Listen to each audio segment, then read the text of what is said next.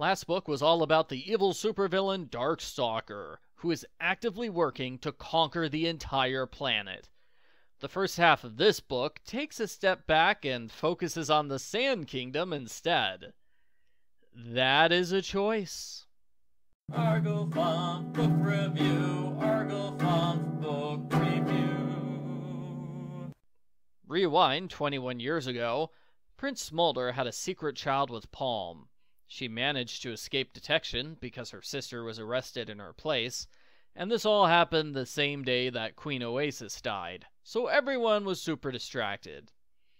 Fast forward to the present, Qibli is watching dragons leave school, and whoops, fast forwarded too far, rewind a few years. Qibli grew up as the unloved child of an assassin named Cobra. He desperately tried to convince himself that she secretly loved him. He spent most of his time on the streets, where he had to use his wits to survive, like Aladdin. His life got much better when his mother sold him to Thorn, who eventually became queen. Back to the present. Qibli goes to history class, where he gets a brief recap of who Darkstalker is, for the sake of new readers. Could we get a helpful recap on all the characters? I'm sure fans of the series think I complain too much about not knowing who characters are, but it honestly took me a couple of days to realize Queen Thorn is not the queen from 2 books ago. Throughout the entire book, Qibli gets messages from Turtle. He is mad when they are astoundingly unhelpful. Seriously, Turtle, you do not have a word limit of 10. Write more details. Ostrich and Onyx disappear from school. I totally know who those characters are. Qibli searches for them. He finds Anemone's super useful weather-controlling armbands. At least they would be useful if they came with an instruction manual. In the last book, Qibli got an earring that permanently blocks Darkstalker's magic. He gets the clever idea of using Turtle's food-duplicating bowl to make more magic earrings. I'm surprised that works. Earrings are not food. I like how the bowl can only make a maximum of 32 earrings before you have to empty it and start over again. That's an interesting magic limitation. I wish Qibli used the bowl for more than just making earrings, though. I think it has the potential to be useful for other things. Qibli is surprisingly bad at getting people to wear the protective earrings. After the first few tries, you'd think he'd learn his lesson that you can't just walk up to someone and say, "Put on this earring. I won't tell you why, just put it on right now." Winter flat out refuses to ever wear the earring. The book indicates that Darkstalker put a special spell on Winter, which is why he's so hostile. Then again, he's hostile to most things, and it's an ugly earring. Everybody keeps joking about how ugly it is. Thanks to Sunny's stream visitor, they learn Ostrich and Onyx are now in the Scorpion Den, with a sinister tattooed dragon. Qibli recognizes the villain as his grandfather Vulture, who basically runs the city of criminals. Winter joins Qibli on the trip to Scorpion Den, because we need someone to make sarcastic comments all the time. Might as well be Winter. The two of them are quickly captured and taken to Vulture's giant secret compound. Vulture has been plotting to seize control of the kingdom from Queen Thorn, using his private army, which he calls the Talons of Power. He's the one who's been setting off bombs all over the kingdom. His plan is to blame the Mudwings for the attacks. That way he can seize power. He has a Mudwing named Bog, who's backing up his false claims. It's quite obvious Bog has been bribed. He's wearing a ridiculous amount of treasure. Nobody's going to believe this guy is a prisoner. Vulture knows there is a secret heir to the Sandwing throne. I bet he knows that because he read the prologue. The secret heir is Onyx. Remember the missing assassin from the last book? We learned Darkstalker enchanted him to send an urgent message to Vulture. "Hey, Vulture, heard you want to take over the world. Me too! Want to be evil villain best friends?" Vulture has imprisoned his own daughter, Quibli's mother, in order to force Qibli to give up all of Queen Thorn's secrets. He throws everyone into an open-air cell. Fortunately, Ostrich found a weapon. Qibli duplicates it using the magic bowl. Cobra uses the weapons to kill the guards and escape. There's a brief detour as Cobra steals the obsidian mirror, Winter saves some scavengers, and Qibli talks to Bog. Bog is such an obviously fake Mudwing that Qibli realizes he is Shapeshifter in disguise. The group escapes and goes to Queen Thorn. Qibli is smart enough to realize the whole escape from prison with a loving mother thing is too good to be true. Vulture arranged for it to happen, so Cobra could get close to Queen Thorn and murder her. Even though it hurts his heart, Qibli has his mother arrested before she does anything dangerous. Queen Thorn is concerned that all the Icewings in the world are dying of a mysterious illness. Qibli realizes that it's a magic plague sent by Darkstalker. Only his protective earring can cure the plague, so now every dragon in the world has to wear his weird earrings. Nice. Winter still refuses to wear the earring. He attacks Qibli with frost breath rather than put it on. You don't understand. Winter is very protective about his jewelry. Eventually, Thorn's guards force the earring on Winter, and he goes back to being mean and sarcastic all the time. Gee, I can hardly tell the difference. Vulture interrupts with his army and Onyx. Inspired by Darkstalker, Vulture tries to double-cross Onyx and make himself the new king. This is a bad idea with worse timing. It fails so hard, Vulture is basically out of consideration for the rest of the book. He's like a presidential candidate who crashed and burned their own campaign. Onyx challenges Queen Thorn to a duel in the arena. Qibli worries that Darkstalker will use magic to change the results of the battle. Qibli uses the magic weather bracelets to create a storm so the fight will be delayed, but he doesn't know how to use them, so he messes up. The storm is so bad, the entire palace is covered with sand for hours and hours. Onyx is hurt so badly she cannot challenge Thorn for a while. That is suspiciously lucky. Onyx's royal blood is confirmed when the mad prisoner is revealed to be Prickle. Part 2. Qibli gets an urgent message saying Turtle's been captured by Darkstalker. I didn't think this would be the halfway point of the book. I thought this would be the start of the book. That's where the last book ended. Winter and Qibli fly towards Jade Mountain when they come across Anemone. They give her an earring so she's no longer under Darkstalker's control. She's still pretty bratty.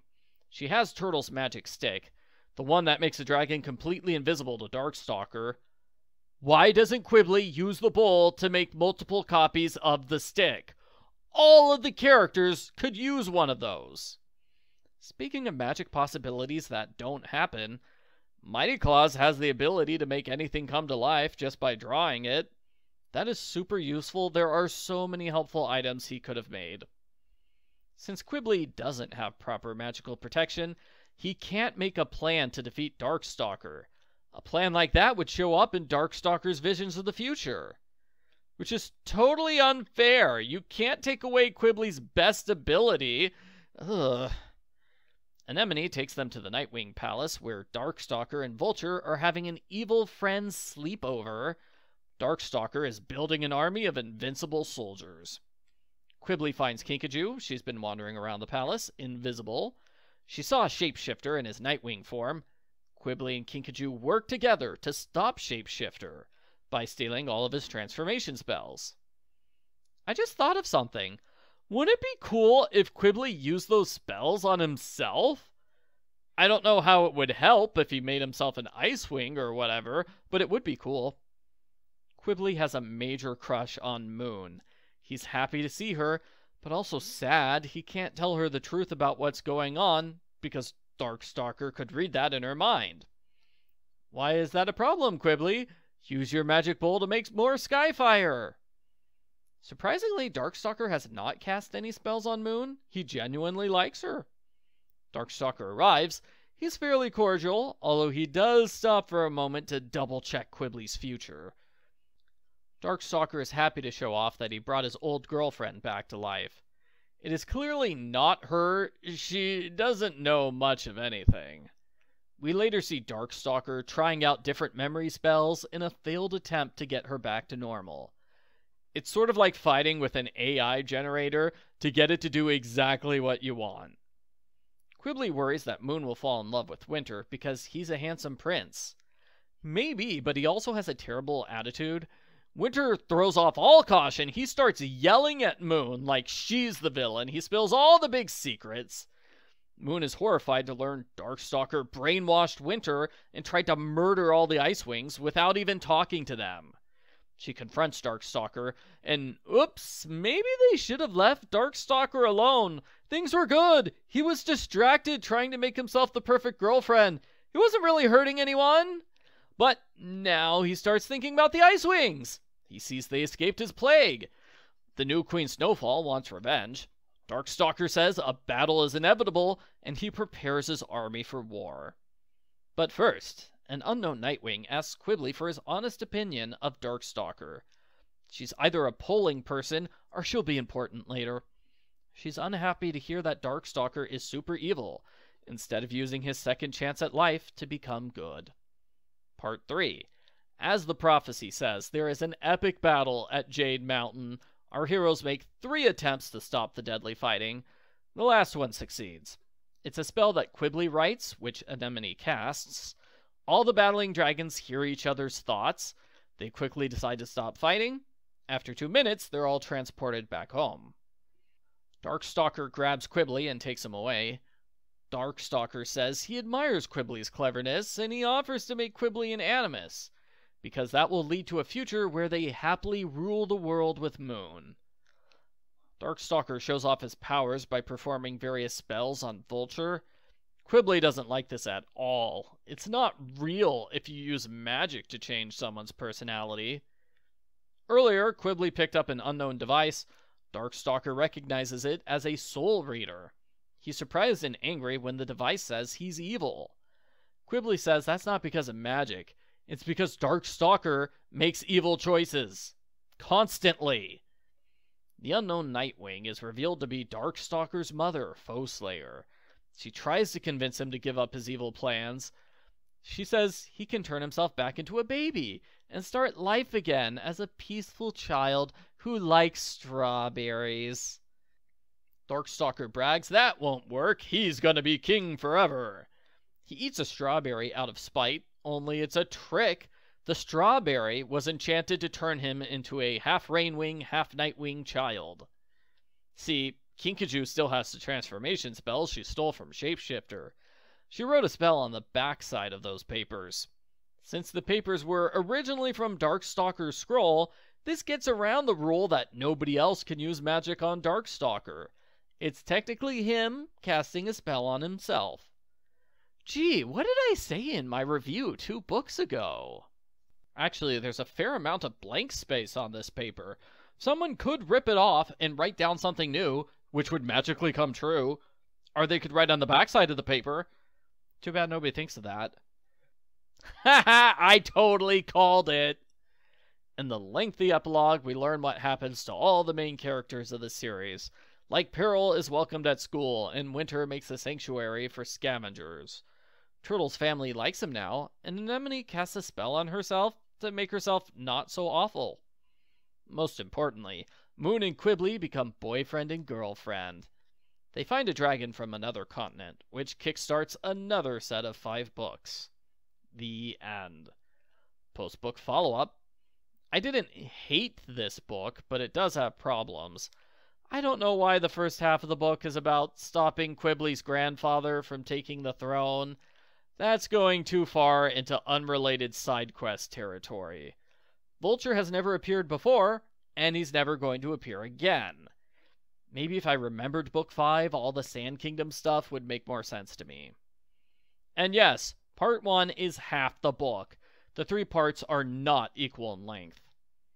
Based on the way Qibli acted in previous books, I was expecting him to be a little different. I thought he'd be more like a logical Sherlock Holmes type. His raging insecurity makes him more like Turtle. It's kind of a bummer that he was not at all involved in the plan to stop Darkstalker.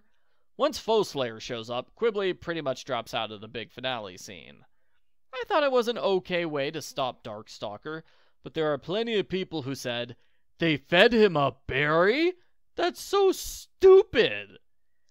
It's a little weird that the series repeatedly reinforces the moral that it's wrong to use magic to change someone's personality, when the way to defeat the main villain is to use magic to change his personality. Overall, it's serviceable as the grand finale to the Darkstalker saga. It's not what I expected, but it's still satisfying to see things get wrapped up. I just wish the Darkstalker stuff had been the entire book instead of half of it. I give Wings of Fire number 10, Darkness of Dragons, a 7 out of 10.